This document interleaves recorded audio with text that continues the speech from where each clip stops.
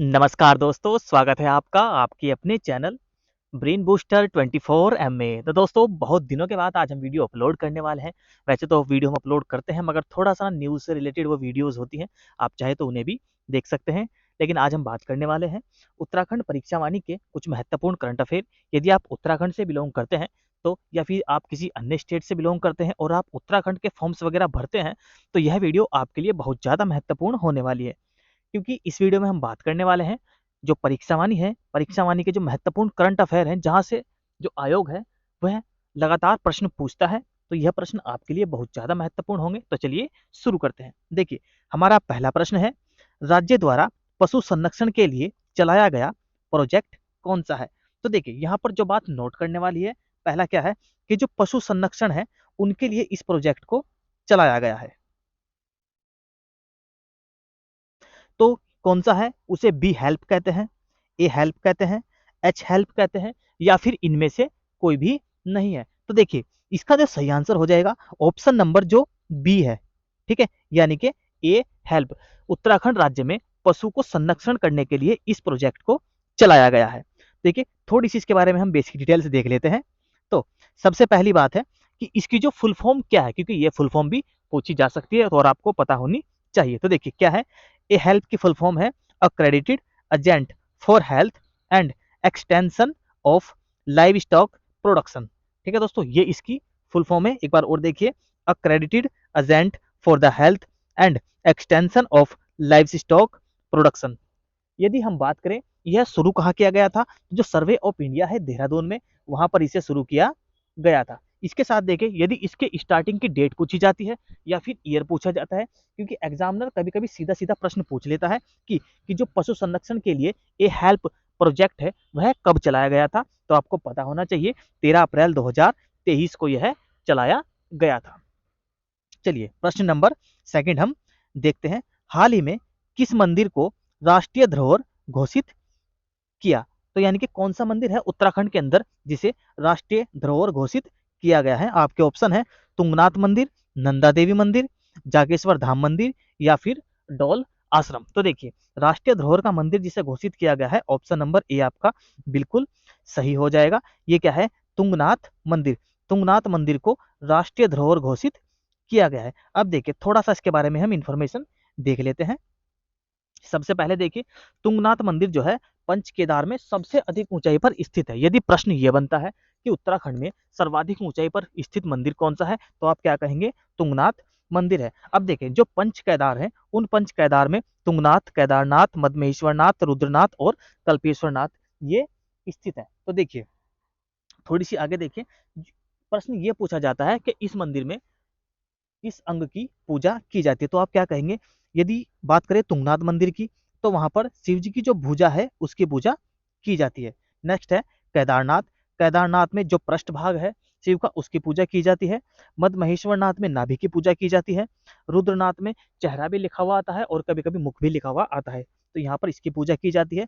और कल्पेश्वर नाथ में केस की पूजा की जाती है। तो ये पंच केदार है और इनमें अलग अलग शरीर के अलग अलग हिस्सों की पूजा की जाती है। चलिए नेक्स्ट देखिए, रेड फॉक्स अभियान का संबंध है। बड़ा महत्वपूर्ण प्रश्न है।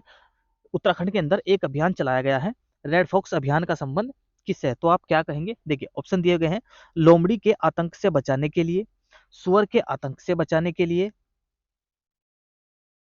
एक सेकंड, कुत्ते के आतंक से बचाने के लिए या बकरी के आतंक से बचाने के लिए। तो देखिए, जो रेड फॉक्स अभियान चलाया गया है, इस अभियान को चलाया गया है सुअर के आतंक से बचाने के लिए, यानी कि ऑप्शन नंबर जो बी है यह बिल्कुल करेक्ट हो जाएगा। सुअर का जो आतंक बढ़ रहा है उस आतंक से बचाने के लिए रेड फॉक्स अभियान को चलाया गया है। नेक्स्ट देखिए, सिलक्यारा सुरंग रेस्क्यू अभियान में अंतिम 10 मीटर की खुदाई के लिए किस माइनिंग का सहारा लिया गया? देखिए दोस्तों, ये बात तो सब जानते हैं कि सिलक्यारा में जो मजदूर फंस गए थे, 41 मजदूर जो वहां पर फंसे थे, उन्हें निकाला गया। काफी मशक्कत के बाद उन्हें बाहर निकाला गया। तो जब 10 मीटर रह गया, तो उस 10 मीटर की खुदाई के लिए एक अलग ही प्रकार की माइनिंग का सहारा लिया गया था। तो उस माइनिंग को क्या कहा गया? पहला कूप की खनन, रेट होल खनन, दोनों या फिर कोई नहीं। तो इसका जो सही आंसर हो जाएगा ऑप्शन नंबर जो बी है, रेट होल। ठीक है, रेट होल माइनिंग का सहारा उसमें लिया गया। अब देखिए रेड होल माइनिंग क्या होती है, इसके बारे में थोड़ी सी मैं डिटेल आपको बताऊं। इसमें एक छोटी सी ऐसी सुरंग बनाई जाती है, केवल इतनी सुरंग बनाई जाएगी जिसमें केवल एक व्यक्ति ही नीचे उतर सके, तो इसको बोलते हैं रेड होल माइनिंग। तो व्यक्ति क्या काम करेगा, अब यहाँ से वो ऐसे ये सुरंग बनाई है तो इसके अंदर से वो प्रवेश करेगा, बिल्कुल सावधानी से इसमें प्रवेश करेगा, और जो वहां पर जो मैटर चल रहा है और जो व्यक्ति थे उन्हें इस हिसाब से बाहर वहां से निकाला गया है। तो थोड़ा सा इसके बारे में और डिटेल देख लेते हैं। देखिए पहली बात देखिए, यहाँ पर मजदूर कितने थे, 41 मजदूर थे, ये भी पूछा जा सकता है। कितने राज्यों के मजदूर थे, 8 राज्यों के वो मजदूर थे। और उत्तराखंड के उत्तरकाशी में यमुनोत्री राष्ट्रीय राजमार्ग पर सिलक्यारा सुरंग के अंदर ये कार्य चल रहा था। अब यहाँ पर एक ऑपरेशन चलाएगा। देखिए यूके पीसीएस का फेवरेट प्रश्न है, वह ऑपरेशन जरूर पूछता है। जो भी करंट में ऑपरेशन चल रहे हैं वह आपको जरूर याद रखने हैं। तो इन्हीं में से एक ऑपरेशन है ऑपरेशन जिंदगी, या ऐसे कभी कभी ऑपरेशन सिलक्यारा भी लिखा हुआ आता है, तो ये भी आपको ध्यान रखना है। ऑपरेशन जिंदगी उसे नाम दिया गया था मजदूरों को जब बाहर निकाला गया था। चलिए नेक्स्ट देखते हैं, प्रश्न नंबर 5, सारा क्या है।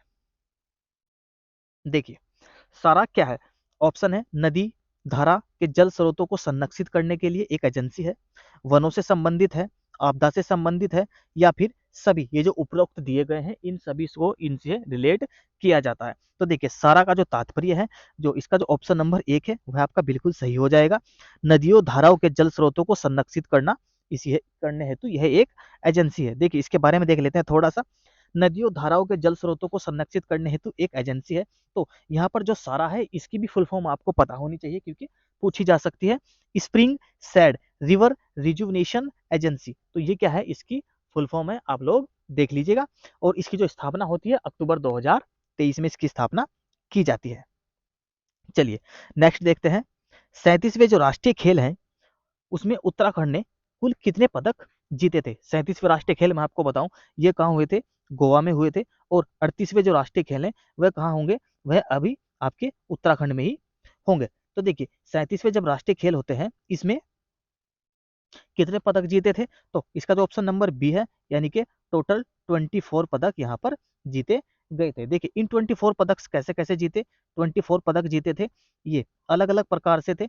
इनमें आपके जो 3 स्वर्ण पदक थे, 7 रजत पदक थे, और जो 14 है वह ब्रॉन्ज या कांस्य पदक इन्होंने जीते थे। तो ये भी आपको याद रखना है, पूछ लिया जाता है कि स्वर्ण पदक कितने जीते थे, रजत पदक कितने जीते थे, या फिर कुल पदक कितने जीते थे। तो आपको याद रखना है इसमें जो 3 गोल्ड थे, 7 रजत थे, और 14 कांस्य पदक इन्होंने जीते थे। तो अब की बार उत्तराखंड में ही होंगे 38वें राष्ट्रीय खेल।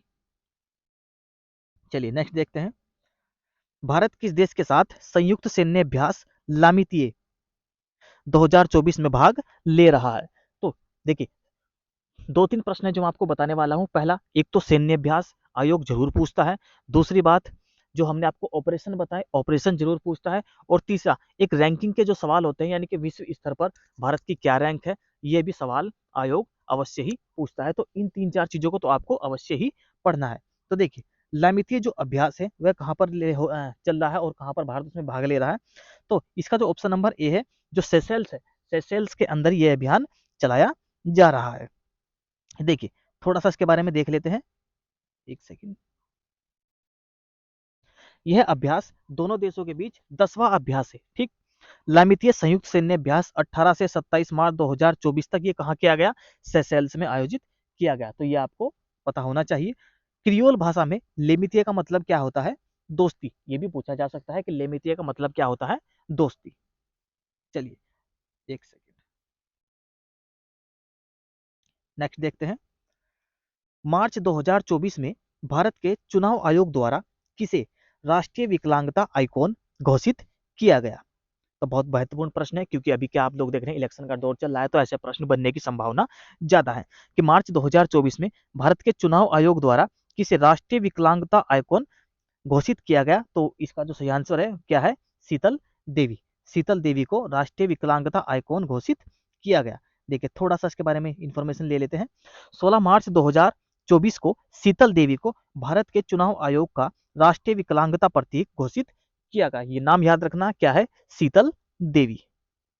पैरा तीरंदाज और अर्जुन पुरस्कार विजेता शीतल देवी को विकलांगता श्रेणी में राष्ट्रीय प्रतीक घोषित किया गया है। आप लोग क्या कहेंगे, ये क्या है? एक तो पैरा तीरंदाज है और अर्जुन पुरस्कार भी इन्हें मिल चुका है।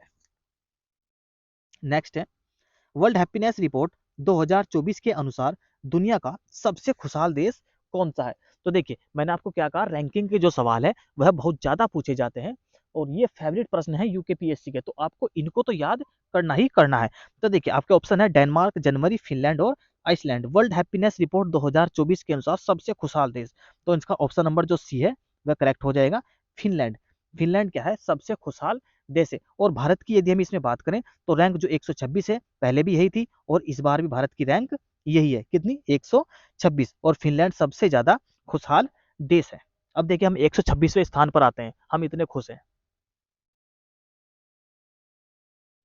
नेक्स्ट प्रश्न है देश का पहला राज्य जहां जीआई बोर्ड तथा सरकारी मदर मिल्क बैंक स्थापित किया गया। ये बड़ा महत्वपूर्ण प्रश्न है, अलग अलग भी पूछे जा सकते हैं कि जीआई बोर्ड का गठन किस राज्य में किया गया या फिर सरकारी मदर मिल्क बैंक स्थापित कहाँ किया गया। तो आपका आंसर हो जाएगा इसका जो ऑप्शन नंबर बी है, यानी कि उत्तराखंड के अंदर ही सरकारी मदर मिल्क बैंक और राज्य का पहला जीआई बोर्ड का गठन किया गया। तो दोस्तों वीडियो यदि आपको अच्छी लगी हो तो एक लाइक आप जरूर करें, सब्सक्राइब जरूर कर लें और अपने कम से कम एक दोस्त के पास तो वीडियो को आप लोग जरूर शेयर करें। तो इसी के साथ दोस्तों हमें दीजिए इजाजत, धन्यवाद।